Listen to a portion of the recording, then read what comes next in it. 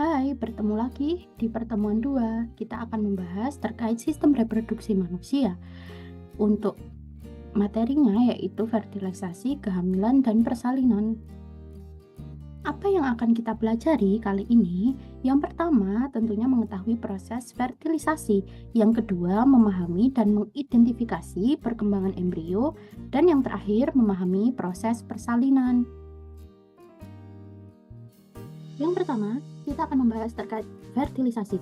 Tahukah kalian bahwa proses fertilisasi merupakan penggabungan sperma dan ovum pada fase oosit sekunder, di mana sperma akan hidup selama beberapa hari dan ovum akan tetap fertil selama 24 jam setelah ovulasi.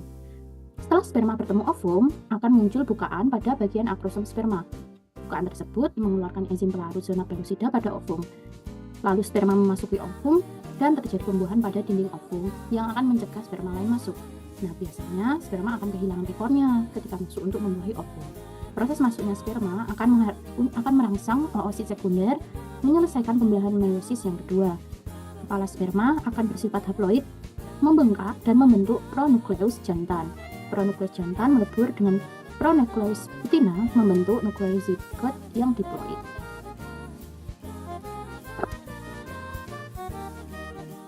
Yang pertama, kita akan membahas terkait fertilisasi. Tahukah kalian bahwa proses fertilisasi merupakan penggabungan sperma dan ovum pada fase oosit sekunder, di mana sperma akan hidup selama beberapa hari dan ovum akan tetap fertil selama 24 jam setelah ovulasi. Setelah sperma bertemu ovum, akan muncul bukaan pada bagian akrosom sperma.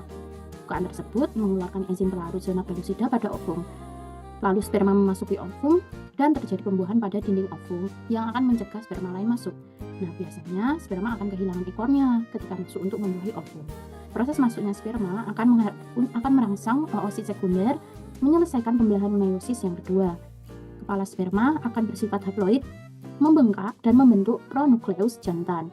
Pronukleus jantan melebur dengan pronukleus betina membentuk nukleus zigot yang diploid.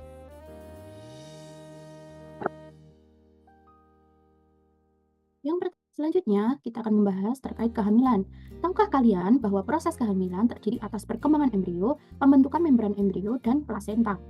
Nah, poin kuncinya di kehamilan ini adalah perkembangan embrio dalam rahim melalui beberapa tahap seperti fertilisasi, kemudian berubah menjadi zigot, zigot menjadi cleavage, lalu morula, morula menjadi blastosit, blastosit menjadi blastula, selanjutnya menjadi gastrula, dan terakhir menjadi sebuah embrio.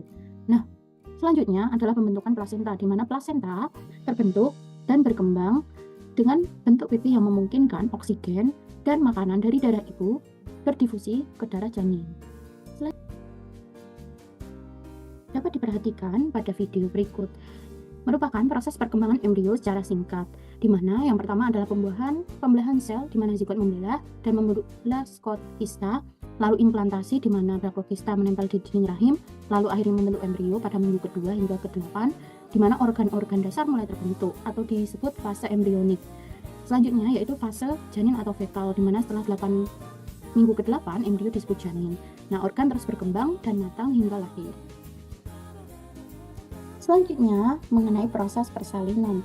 Tahukah kalian bahwa proses persalinan merupakan proses melahirkan atau partus yang terdiri atas 3 tahap, yaitu dilatasi, pengeluaran bayi, dan pengeluaran plasenta, di mana proses persalinan dipengaruhi oleh beberapa hormon, seperti hormon oksitosin, prostaglandin, estrogen, dan relaksin.